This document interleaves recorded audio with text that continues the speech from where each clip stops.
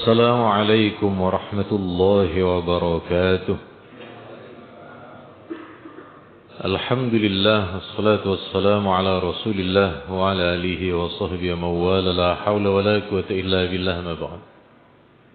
Ingkang sangat kula mulyakaken para jamaah Masjid Al-Maghfirah ingkang mugi-mugi tansah pinaringan sehatul afiah sedaya. Kali ini kita akan membahas semerep keadaan orang-orang yang tidak mampu di sekeliling kula kali panjenengan untuk kemudian memberikan di antaranya yang wajib namanya zakat. Napa mawon niki secara umum nggih, secara umum objek zakat niku enten zakat perdagangan, enten pertanian, nek tijarah, perdagangan atau bisnis masih banyak di Surabaya. Kalau pertanian di Surabaya pun boten enten. Kalau ada orang punya lahan tanah tidak untuk pertanian, Pak, untuk nopo? Kos-kosan nggih.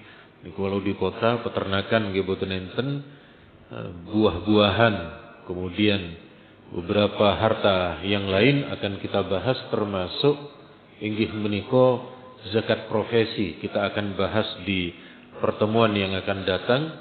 Terus pundi kewajiban yang disepakati oleh para ulama dan yang menjadi khilafiyah, insyaallah kita akan membahas di pertemuan yang akan datang. Sakniki kula kali panjenengan menjelaskan penerima zakat. Apa bedanya zakat dengan sedekah? Niki beda. Sedekah niku objeknya sinten mawon. Kalau sedekah niku objeknya niku tidak tertentu, tetapi begitu zakat, maka zakat niku memiliki kriteria. Paling tidak kan mriki enten 8 yang sampun populer. Innamas shadaqatu lil fuqara. Zakat itu diwajibkan untuk diberikan dumateng sinten? Yang pertama fakir dan miskin. Sinten fakir dan miskin menika? Kalau di dalam bahasa Indonesia, fakir dan miskin niku sama. Tetapi di dalam literatur fikih niku berbeda, Pak. Antara fakir dengan miskin boten sami. Apa perbedaannya? Fakir niku secara umum kondisinya lebih tidak mampu daripada miskin. Di penjelasan para ulama biasanya mengatakan, biasanya niku kalau ada orang yang memiliki hajat hidup niku misalnya adalah 20.000, maka kalau tidak sampai 50% niku namanya fakir.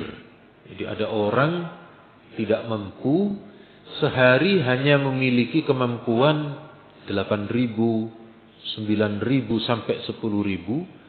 Kalau di atas separuh hajat hidupnya tapi tidak memenuhi kriterianya, niku namanya miskin. Kalau sampun memenuhi berarti sampun orang kita menyebut sedengan. Orang yang masuk kategori berkemampuan tapi belum kaya. Masih masuk kategori sedengan. Berapa? Nah, kalau di perkotaan niku adalah $2, Pak. Jadi sehari orang niku disebut kebutuhan hajat hidupnya niku $2. $2 berarti pinten? 30.000 nggih, 30.000. Maka kalau ada dalam satu keluarga niku 5 orang. Lah kok bapak atau suaminya cuma mampu mendapatkan 60.000, 70.000 nggih. Niki masih belum kategori berkemampuan tetapi tasik miskin, karena memiliki pendapatan untuk 5 orang keluarga 70.000 niku belum memenuhi secara keseluruhan. Maka untuk kalau 50% ke atas nggih 75.000 atau 85.000, maka niku masuk kategori miskin. Nah, terus monggo kula kali panjenengan untuk yang tidak mampu niki fakir miskin niku biasanya kita yang tahu niku di lingkungan Pak RT. Pak RT kita yang semerep. Oh, ini yang tidak mampu, ini yang betul-betul miskin, betul-betul fakir. Fakir niku berarti kalau hari ini tidak memiliki kemampuan sama sekali, niku yang sampun tidak mampu terus kemudian stroke, tidak bisa bekerja, tidak bisa beraktivitas. Niku yang diprioritaskan karena di dalam ayat niki Allah mendahulukan fakir.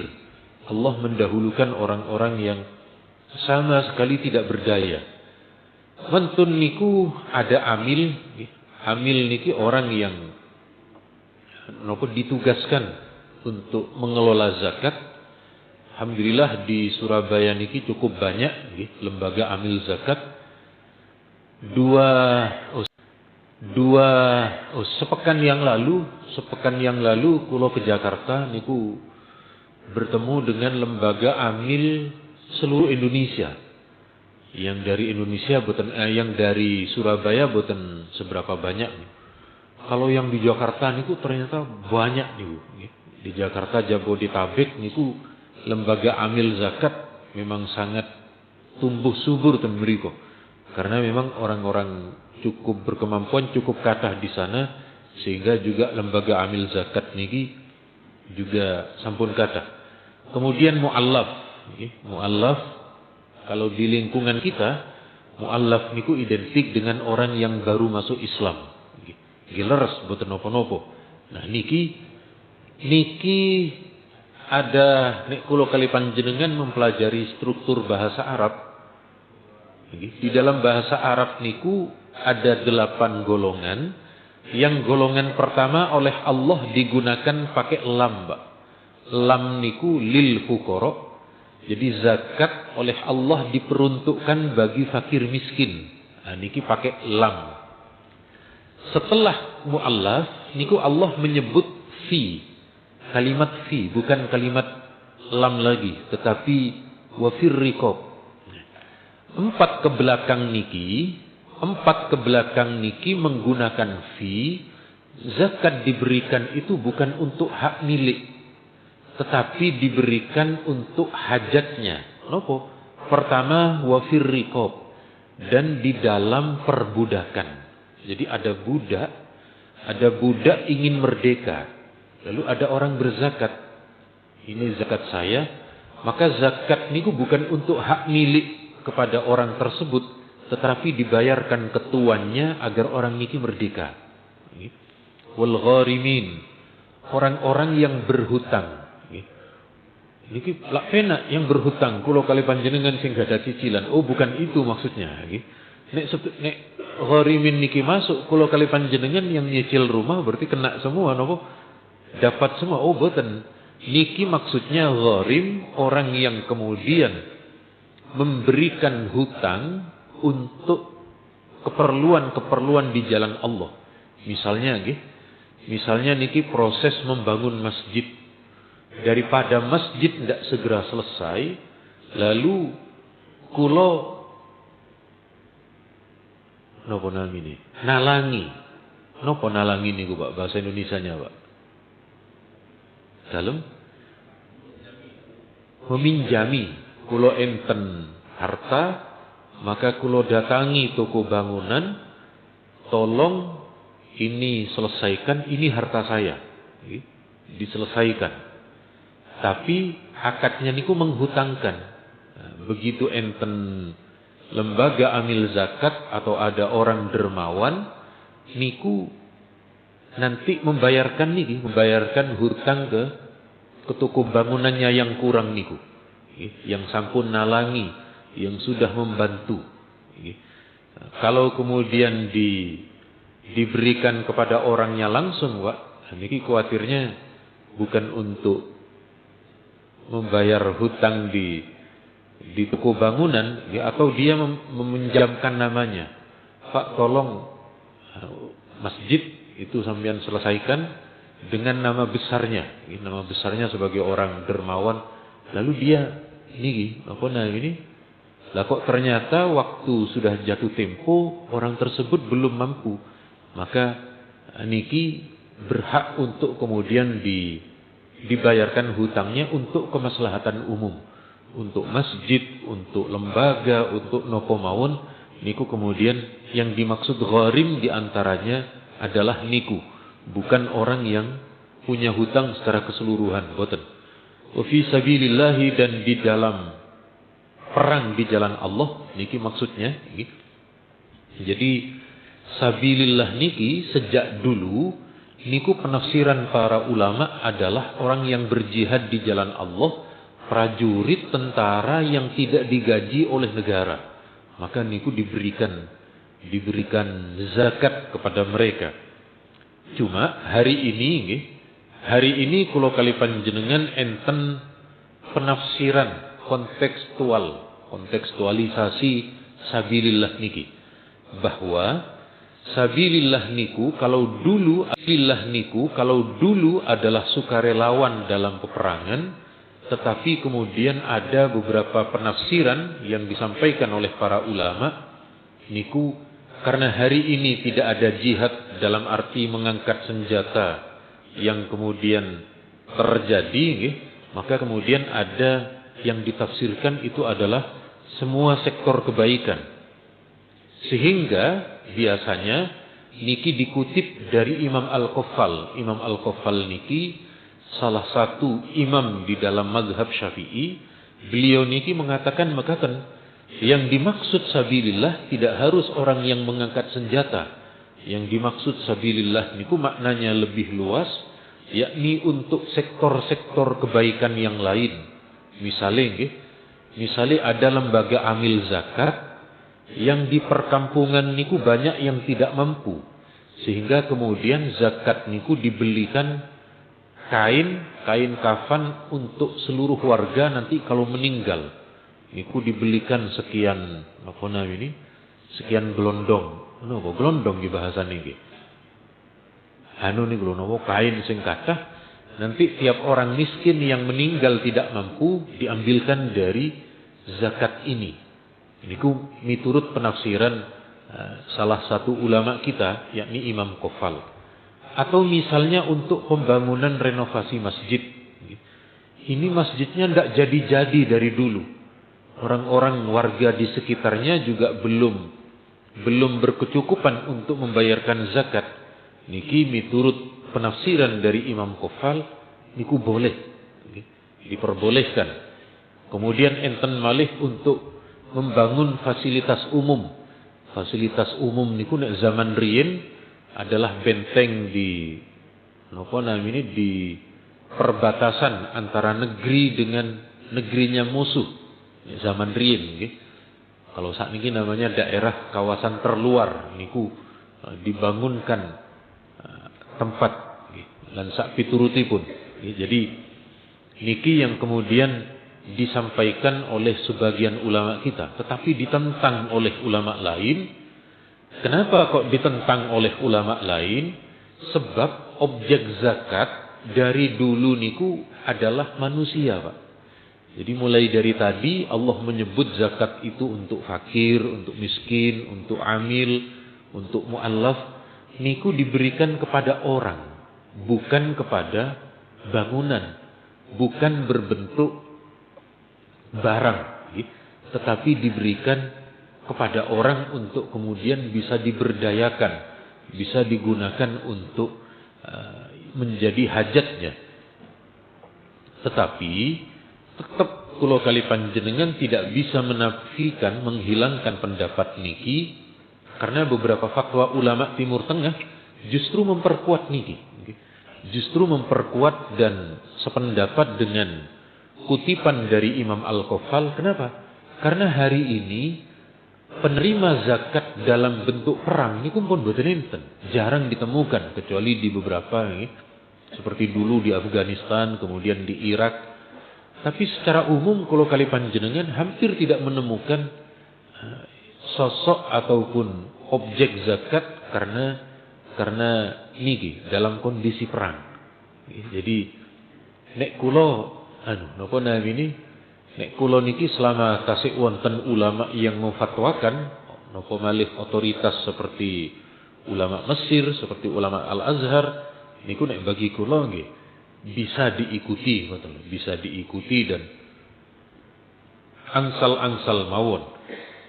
Mantun niku kemudian yang berhak menerima zakat adalah ibni sabil niki orang yang sedang dalam perjalanan lalu kehabisan bekal, Pak. Jadi atau misalnya lagi orang yang sedang mencari ilmu. Mencari ilmu tidak harus ilmu agama. Misalnya yang ini ada seorang anak, dia mengadu nasib dari pulau luar Indonesia, mengadu nasib kan meriki kuliah. Diterima kuliahnya di Surabaya, tapi kesehariannya enggak ada. Mengadu nasib untuk mencari beasiswa lah kok ternyata tidak menemukan. Lalu kemudian ada lembaga amil zakat ini untuk kebutuhan kesehariannya dan juga SPP di kampusnya. Niku Ibn Sabil niki sekali lagi diantaranya kalau wingi. Tapi nanti banyak nih. Ada lagi yang kemudian itu masuk kategori miskin, masuk kategori macam-macam niku melihat faktornya. Kemudian kenapa yatim kok tidak ada? Kan mriki lak boten enten yatim niki. Kan ayat niki yatim kok tidak dimasukkan, kemudian juga orang yang meninggal keluarganya kok tidak masuk, sebab tidak semua yatim niku miskin, boten mesti, Pak. Ada misalnya riyen beberapa artis niku kan kaya, orang mampu, lalu meninggal masih muda, anaknya kan yatim, tetapi dia tidak masuk kategori miskin karena pun memiliki aset warisan sampun memiliki kemampuan. Maka kalaupun ten meriku ada yatim yang orang tuanya meninggal, maka dilihat miskin napa boten anaknya niku. Kalau anaknya niku miskin, maka berhak. Kalau kaya, maka kemudian boten berhak untuk mendapatkan zakat. Kemudian berikutnya, hari ini kula kali panjenengan, Pak. Kula kali panjenengan amil niku napa, Pak? Kula kali panjenengan alhamdulillah di negara kita undang-undang zakat niku sampun resmi di dalam negara. Sampun masuk undang-undang negara dan ada kriterianya. Sinten kriterianya? Wal amil man ista'malahul imam. Amil niku adalah perorangan, individu atau komunitas masyarakat yang diangkat secara resmi oleh negara atau yang diizinkan. Terus kalau yang perangkat negara secara resmi niku namanya Basnas. Basnas. Kalau yang lain disebut swasta. Swasta niku mengajukan izin dilegalkan. Niki swasta. Terus kula kali panjenengan hari ini nek masjid ataupun musola pingin menjadi amil yang resmi niku kedah bergabung kepada yang resmi ataupun yang mendapatkan izin. Sakniki namanya UPZ. Unit pengumpul zakat. Jadi misalnya panjenengan ten mriki yang di Surabaya niki enten misalnya miliknya Pemkot, maka mengajukan untuk menjadi UPZ-nya Basnas atau sesuai ormasnya. Ada di satu masjid yang ormasnya niku sampun memiliki lembaga amil zakat, kantun connect dengan organisasi keagamaannya. Tapi nek umum niku biasanya di BUMN, di beberapa perkantoran niku UPZ-nya niku mengacu kepada Basnas. Terus nek riyen sebelum ada undang-undang, panitia-panitia niku mengklaim bahwa mereka niki adalah amil. Tapi kula kali panjenengan tasik dereng saged lepas karena niki tasik perlu sosialisasi nggih. Tasik perlu waktu untuk kemudian semua akhirnya nanti memahami. Riyen enten guru kula saat menika menyampaikan di Gubeng. Jadi panitia-panitia yang dilanggar, panitia-panitia yang di kampung niku bukan amil kata kiai kula, pancen leres. Karena secara fikih amil niku kedah resmi. Lalu ditegur. Kali namanya Kiai Syu'aib Has. Beliau di Gubeng. Kalau sampean seperti itu Kiai kan, karena beliau Kiai sepuh Kiai zaman menangi perjuangan 65 riyen. Maka di kampung-kampung ini akan buyar niku panitia yang secara sukarelawan membantu masjid, membantu mushola lan sak piturutipun. Jadi piturutipun. Jadi ada niki memang ada semacam keterputusan informasi antara zaman dulu kiai-kiai kita dengan hari ini setelah munculnya undang-undang tentang zakat. Terus pada intinya kulo kali panjenengan nanti akan berproses sehingga kemudian kulo kali panjenengan bisa saling menerima mana itu zakat yang diberikan langsung kepada fakir miskin atau melalui lembaga amil zakat yang resmi. Lebih utama mana? Lebih utama mana kulo kali panjenengan menyerahkan langsung atau dititipkan ke lembaga amil zakat? Niki diperinci. Perincian itu sepundi, perincian ini mekaten. Ketika kulo kali panjenengan hari ini berada dalam satu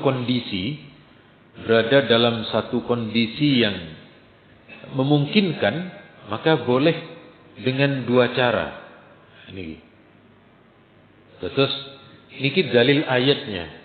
Dalil ayatnya niku Allah dawuh kepada Nabi, "Khudz min amwalihim shadaqatan tutahhiruhum wa tuzakkihim biha." Wahai Muhammad, Anda datangi kaum muslimin yang mampu itu, lalu ambil zakatnya. Nah, niki ayat niki menunjukkan bahwa zakat niku melalui sistem negara, melalui lembaga negara. Karena Nabi niku juga sampun membentuk. Jadi di Madinah niku kan luas. Madinah niku juga banyak suku. Nabi niku membentuk tim, membentuk perangkat. Satu sahabat ini untuk di kabilah mana memungut mengambil coroten Surabaya niku penjemput zakat. Niku kan wonten biasanya yang memungut zakat mengambil lalu kemudian dihantarkan. Niku pun leres niku. Pun enten mekaten niki. Terus boleh kula kali panjenengan bahkan dianjurkan zakat niku melalui lembaga, karena melalui lembaga niku mereka memiliki jangkauan, memiliki program, memiliki sarana yang lebih memadai. Tapi nek kula ketika kula melihat langsung fakir miskinnya, nek kula biasane langsung maringi, Pak. Tapi nek wah ini di kampung saya mampu semua nih. Nah, maka panjenengan dianjurkan untuk melalui lembaga amil zakat. Terus pada intinya kula kali panjenengan jangan lupa ketika enten kewajiban ibadah salat di dalam Al-Qur'an biasanya setelah perintah salat niku enten perintah zakat. Keranten niki sami tegang sedoyo niki napa kok sami tegang, Pak? Napa keranten berkaitan dengan harta? Tapi monggo nek enten pertanyaan baik seputar mustahik atau orang yang berhak menerima zakat ataukah tema fikih yang lain, monggo kula sumanggaken.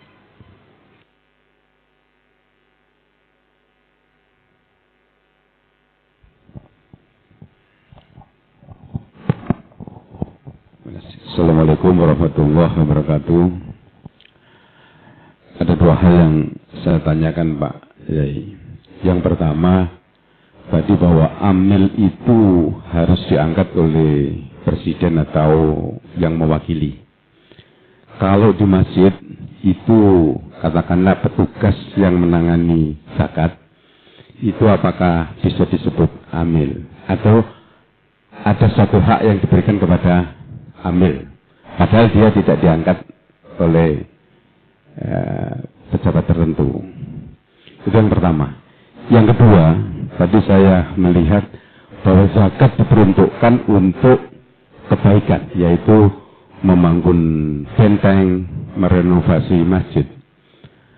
Apakah dibenarkan bahwa zakat yang diterima oleh masjid itu bisa digunakan untuk merenovasi masjid? Karena ini sangat sensitif sekali melihat bahwa zakat tidak boleh digunakan apapun. Tapi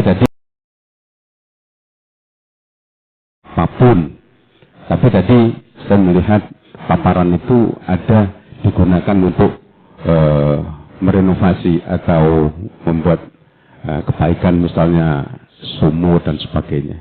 Demikian. Assalamualaikum warahmatullahi wabarakatuh. Waalaikumsalam warahmatullahi wabarakatuh. Matur nuwun leres.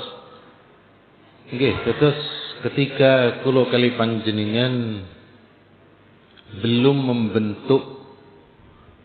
membentuk UPZ, artinya mengangkat dengan sendirinya kepengurusan zakat yang kemudian mengelola zakat dan seterusnya, niku bagi kula dan beberapa aktivis napa namine napa bukan aktivis, keranten kebetulan kami niki di komisi fatwa. Perlu diingat komisi fatwa, Pak. Bukan fatwa yang ada komisinya, boten enten. Niki berbeda dengan komisi-komisi lain, komisi A, komisi B niku pancen enten komisinya. Tapi kalau di MUI boten. Di MUI komisi fatwa niku nggih murni fatwa. Komisi niku cuma nama tempatnya mawon. Nggih. Mantun menika nggih. Leres yang panjenengan sampaikan, dulu sebelum ada undang-undang zakat niku berlaku, maka setiap institusi berhak mengangkat amil niku riyen. Jadi institusi sekolah misalnya, institusi sekolah, kepala sekolah mengangkat 2-3 guru diangkat menjadi amil.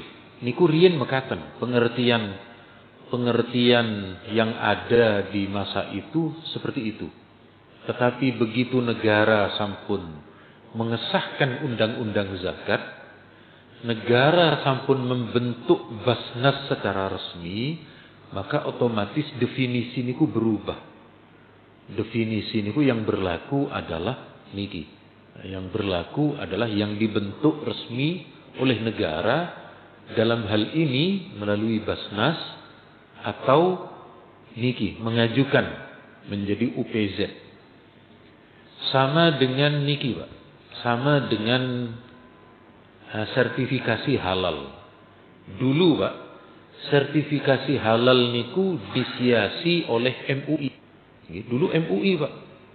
Mendaftar ke MUI, mengelola ke MUI. Lalu enten undang-undang jaminan produk halal. Undang-undang jaminan produk halal niku enten badan yang menangani dari negara, namanya BPJPH. Badan Penjamin Produk Halal. Niku, Pak, oleh MUI diserahkan, Pak. Ini karena diambil alih negara, maka niku pun leres.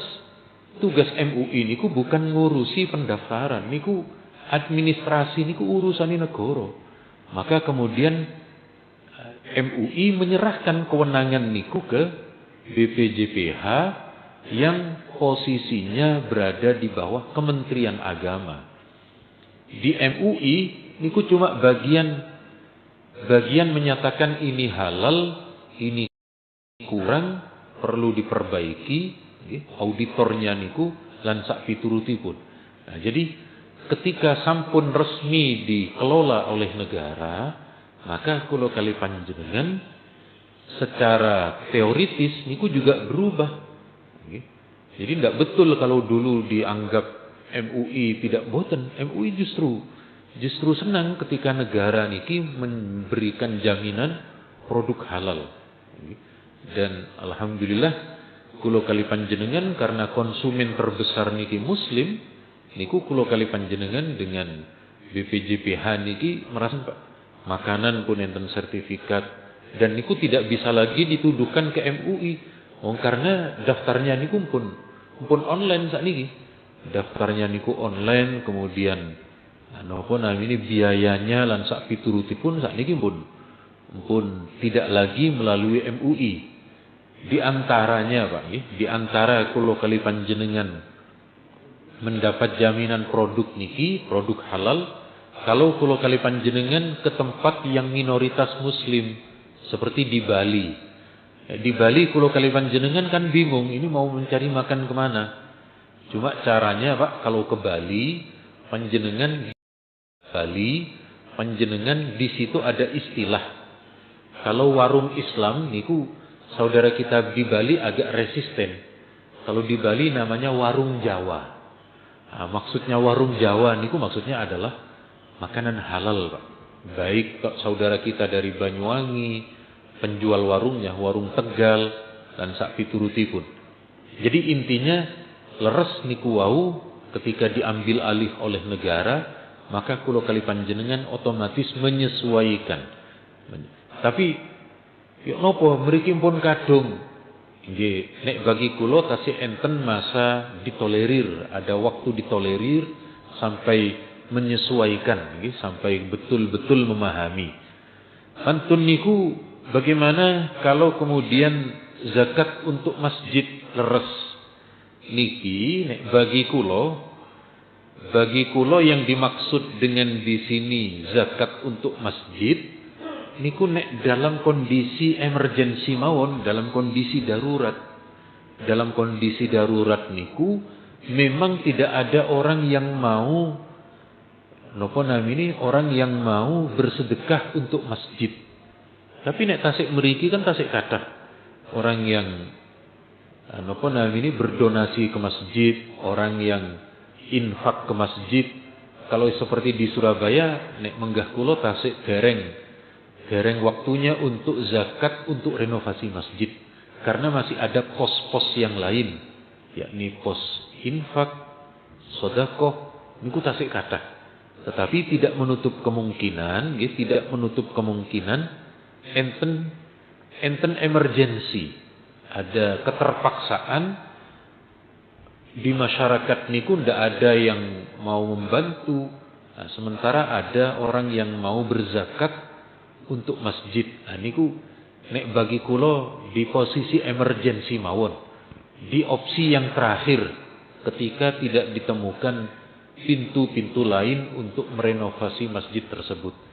Sebab pancen dari segi dalil ayat Allah niku sekali lagi kula sampaikan, ayatnya niku ke perorangan Pak, ke individu. Jadi zakat niku peruntukannya bukan peruntukan bangunan, bukan. Peruntukan zakat niku bukan untuk fasum, bukan. Tetapi memang untuk fakir miskin. Sama seperti pajak Pak nggih, sama seperti pajak.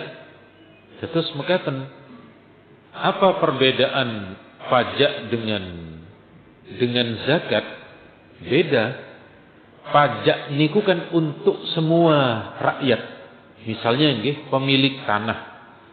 Ada orang kaya memiliki tanah, maka dia kena zakat. Ada orang tidak mampu tapi dia punya tanah, niku tetap dikenakan pajak. Pajaknya niku lalu diperuntukkan untuk kemaslahatan bersama. Atau kendaraan. Ada orang yang memiliki kendaraan bagus kan kena pajak. Ada orang miskin, hidupnya pas-pasan, punya motor kan juga kena pajak. Niku sama-sama dikenakan pajak, lalu pajaknya dikelola oleh negara untuk fasilitas umum, renovasi jalan dan lain sebagainya. Nek zakat boten ngoten. Zakat niku murni dari orang kaya diberikan kepada orang miskin. Jadi pancen pancen ada perbedaan antara zakat dengan yang lain, termasuk pajak niku peruntukan pengalokasian, pemungutan, pengambilannya niku juga ada kriteria tersendiri. Cuma kula kali panjenengan Pak, di Indonesia di undang-undang pajak, kalau panjenengan sudah berzakat dan zakatnya dengan diskan ke lembaga resmi, lalu dilampirkan ketika membayar pajak, niku enten kortingan pajaknya. Kranten sampun disalurkan melalui zakat. Terkhusus pajak profesi. Panjenengan yang nanti terkena pajak profesi, lalu melampirkan pemberian zakatnya, niku ada potongan. Cuma kalau betul semerep dipotong berapa, tapi kalau nate rapat zumrin dengan salah satu petugas perpajakan yang sekali lagi negara sampun mengapresiasi orang yang berzakat untuk kemudian dikurangi pajaknya. Nggih, matur nuwun.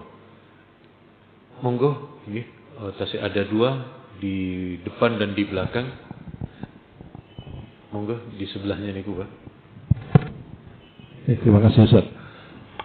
Kalau seandainya kita di masjid ini membentuk panitia zakat, kemudian panitia itu didaftarkan ke UPZ sebagai apakah itu diperkenankan seperti itu? Karena pengelolaan zakat yang di Al-Maghfirah itu kebutuhan penerima zakatnya itu kita yang tahu, Pak. Ya, artinya siapa saja yang warga yang ada di Rukut yang perlu kita berikan zakat itu kita yang tahu. Kalau ini diserahkan pada Basnas, ya mungkin sasarannya nggak pas sesuai dengan keinginan kita. Ya, itu gimana Ustaz? Nah, leres. Jadi yang betul panitia niku juga kemudian mengajukan ke Basnas. Ke Basnas untuk mendapatkan legalitas sebagai amil. Kalau panjenengan nanti legalitas sebagai amil dari Basnas, panitia niki mendapat bagian. Karena panitia niki statusnya naik menjadi amil yang resmi. Nah, kalau cuma sekedar panitia yang belum mendapatkan legalitas izin, niku dia mendapatkannya niku atas nama sabilillah nanti. Atas nama sabilillah, bukan atas nama amil. Terus sing leres mekanisme yang betul seperti itu, yakni mengajukan kepada lembaga yang resmi. Nah, niki prosedur pengangkatan baik secara langsung atau diizinkan. Tapi nek panjenengan, wah ini kami masih ribet ketika rapat, ada yang setuju, ada yang tidak setuju.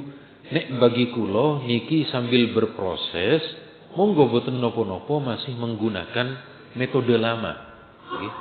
Sebab nopo, kalaupun tidak menggunakan undang-undang zakat, kan belum ada hukumannya. Dereng enten dereng enten sanksi. Keranten dereng enten sanksi nek menggah kula nggih boten napa-napa, nggih sambil berproses, sambil wah ini kami tidak tahu tempatnya, prosedurnya. Gimpun sambil sambil berproses niki di kalangan yang sekarang ada ini masih menggunakan sistem kepanitiaan seperti yang dulu. Nek kula nek bagi kula dalam hal niki boten saklek. Napa saklek niku, Pak? Dalam boten kaku, nggih. Nek kula termasuk dalam menjalankan fikih niku dengan cara bertahap. Dengan cara bertahap, sebab kalau dipaksakan kula kuwatir enten pro kontra. Terus yang terpenting niku sosialisasi wacana ilmunya dulu. Dan di samping niku Basnasnya kan juga belum turun. Basnasnya niku dereng sosialisasi, dereng terus pundi prosesnya lan sak piturutipun. Intinya ketika panjenengan di masjid niki seperti Kiai Su'eb wau di Gubeng pun terlanjur nyaman dengan sistem yang dulu, Tidak ribet, tidak perlu kesana kemari, cukup stempel takmir, monggo. Niku menggunakan penafsiran ulama kita yang terdahulu. Leres, betul masalah nih bagi kula. Monggo sak piturutipun di belakang, inggih, monggo Pak. Di belakang niku, di dekat kipas, di dekat AC.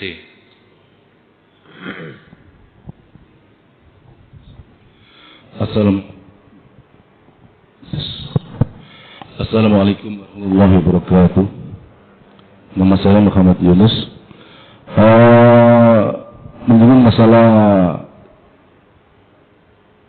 halal, sertifikasi halal.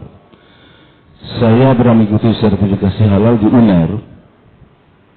Tampaknya peluang untuk menghalalkan semua cara itu ada.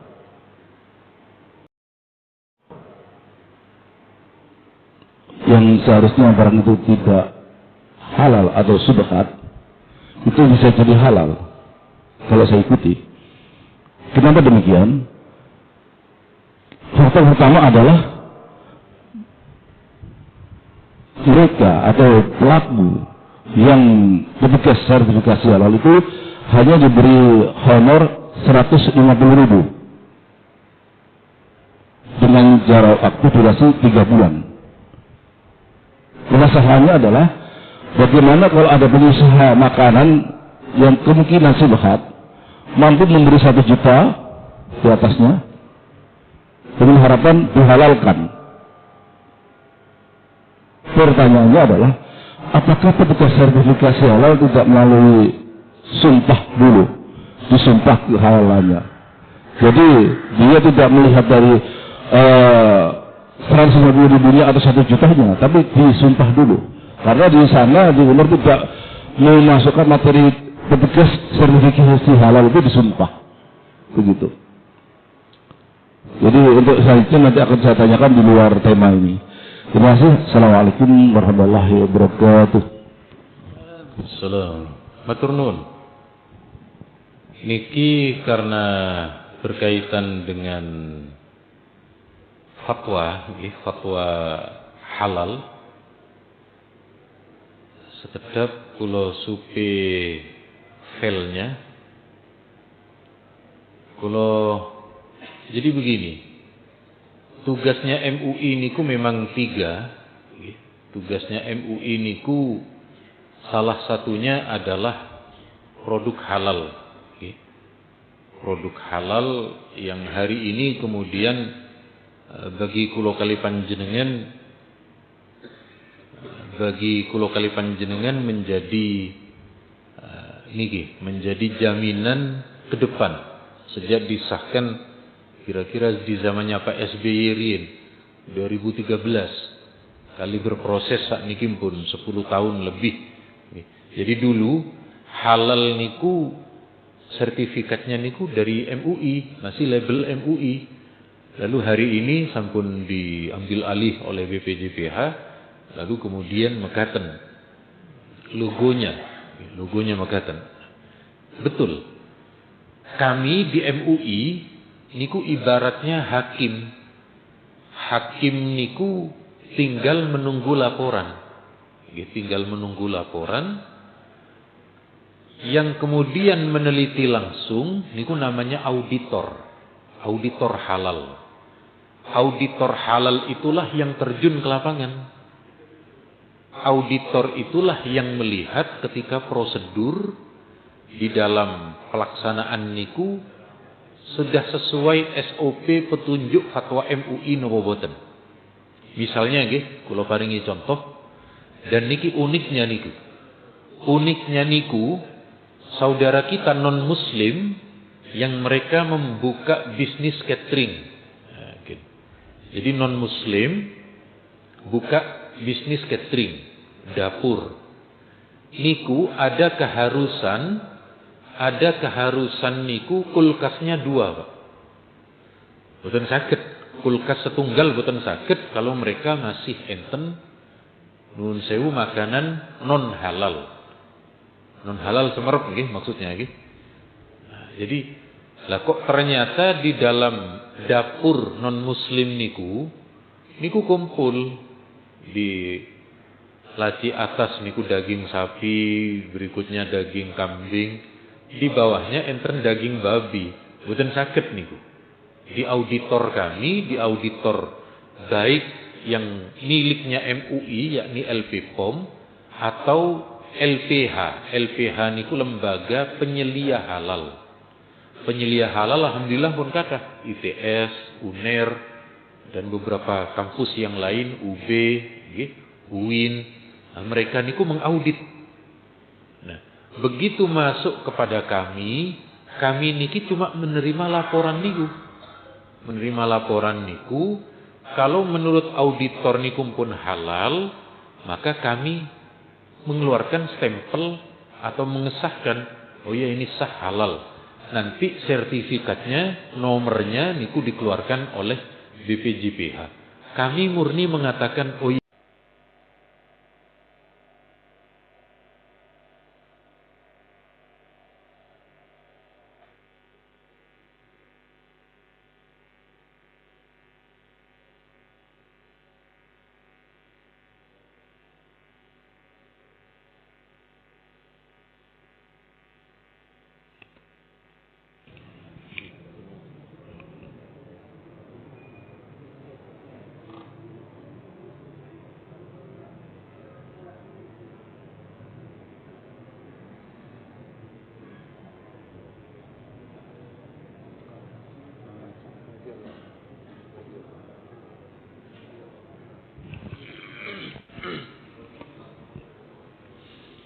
Assalamualaikum warahmatullahi wabarakatuh. Alhamdulillah wassalatu wassalamu ala Rasulillah wa ala alihi wa sahbihi mawala la haula wa la quwata illa billah ma ba'd. Ingkang sangat kula mulyakaken para jamaah Masjid Al-Maghfirah ingkang mugi-mugi tansah pinaringan sehatul afiah sedaya. Kali ini kita akan membahas yang seharusnya barang itu tidak halal atau subhat, itu bisa jadi halal kalau saya ikuti. Kenapa demikian? Faktor pertama adalah mereka atau pelaku yang petugas sertifikasi halal itu hanya diberi honor 150.000 dengan jarak waktu durasi 3 bulan. Permasalahannya adalah bagaimana kalau ada pengusaha makanan yang kemungkinan subhat mampu memberi 1 juta di atasnya dengan harapan dihalalkan. Pertanyaannya adalah apakah petugas sertifikasi halal tidak melalui sumpah dulu, disumpah kehalalannya. Jadi dia tidak melihat dari 150.000 atau 1 jutanya, tapi disumpah dulu. Karena di sana di UNER tidak memasukkan materi petugas sertifikasi halal itu disumpah. Begitu. Jadi untuk selanjutnya nanti akan saya tanyakan di luar tema ini. Terima kasih. Assalamualaikum warahmatullahi wabarakatuh. Assalamualaikum. Matur nuwun. Niki karena berkaitan dengan fatwa halal, sekedap kula supe filenya. Jadi begini, tugasnya MUI niku memang 3. Tugasnya MUI niku salah satunya adalah produk halal. Produk halal yang hari ini kemudian bagi kulo kali panjenengan menjadi menjadi jaminan ke depan sejak disahkan kira-kira di zamannya Pak SBY riyen 2013 kali berproses sak niki pun 10 tahun lebih. Jadi dulu halal niku sertifikatnya niku dari MUI, masih label MUI. Lalu hari ini sampun diambil alih oleh BPJPH, lalu kemudian mekaten logonya mekaten. Betul. kami di MUI niku ibaratnya hakim. Hakim niku tinggal menunggu laporan. Tinggal menunggu laporan yang kemudian meneliti langsung niku namanya auditor. Auditor halal. Auditor halal itulah yang terjun ke lapangan. Auditor itulah yang melihat ketika prosedur di dalam pelaksanaan niku sudah sesuai SOP petunjuk fatwa MUI napa boten. Misalnya nggih, kula paringi contoh dan niki uniknya niku. Uniknya niku saudara kita non muslim yang mereka membuka bisnis catering. Jadi non muslim buka bisnis catering, dapur. Niku ada keharusan niku kulkasnya 2, Pak. Boten saged, kulkas setunggal boten saged kalau mereka masih enten nuwun sewu makanan non halal. Non halal semerep nggih maksudnya nggih. Nah, jadi lah kok ternyata di dalam dapur non muslim niku kumpul di laci atas niku daging sapi, berikutnya daging kambing, di bawahnya enten daging babi. Boten saged niku. Di auditor kami, di auditor baik yang miliknya MUI yakni LPPOM atau LPH. LPH niku lembaga penyelia halal. Penyelia halal alhamdulillah pun kathah, ITS, UNER dan beberapa kampus yang lain, UB, UIN. Nah, mereka niku mengaudit. Nah, begitu masuk kepada kami niki cuma menerima laporan niku.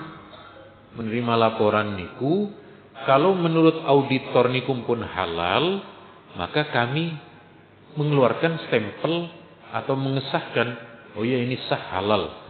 Nanti sertifikatnya, nomornya niku dikeluarkan oleh BPJPH.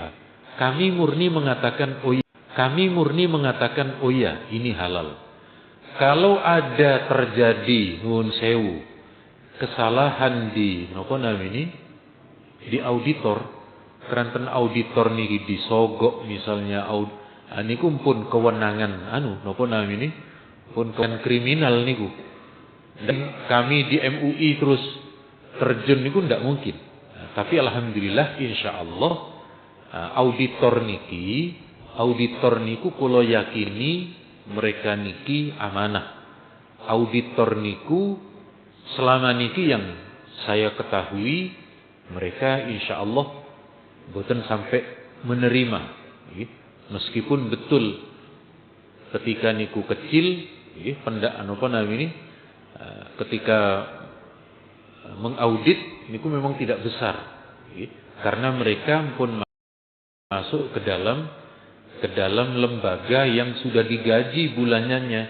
Jadi niki sami dengan sami dengan ketika enten pegawai negeri. Kalau paringi contoh pegawai negeri niki di bagian IMB, niku kan pun digaji bulanannya. Lalu meninjau masjid, meninjau gereja, niku kan enten mawon sing ngekei niku, napa namine niku. Enten sing bahasa transport, enten bahasa pelicin, tapi nek boten sesuai prosedur kan tetap boten saged niku. Jadi ketika bahan niku datang kepada kami tidak serta-merta tapi diceklis dulu. Ini betul dah, ini non muslim kulkasnya 2. Iya betul kulkasnya 2. Kecuali nek niku wau kulkasnya 1 terus dibaring ya niki, tapi insyaallah boten lah nggih, karena niki auditor halal. Kalau halal niku boten enten. Ini halalnya 70%. Oh boten saged. Halal 70% boten saged.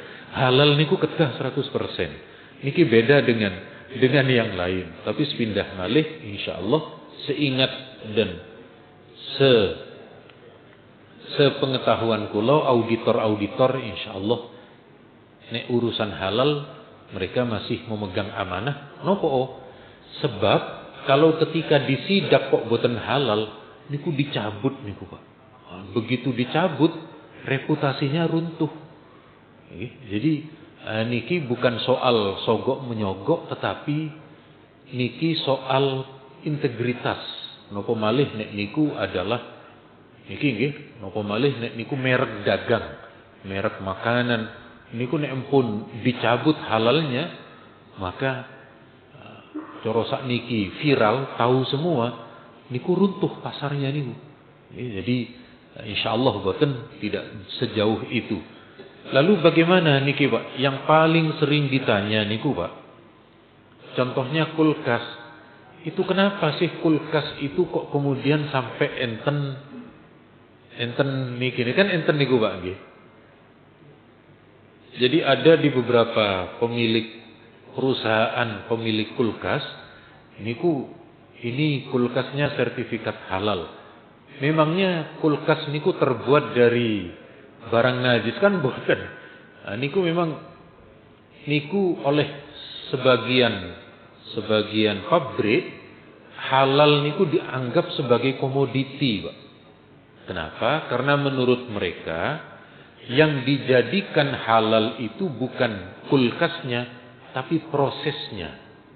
Kami mengambil besi, mengambil ini dari bahan yang ini, ya, karena mereka meminta, kami menyatakan, oh ya betul, ini mulai dari proses pembuatannya memang kemudian halal, sehingga kemudian niku oleh mereka dijadikan merek, dijadikan kebanggaan.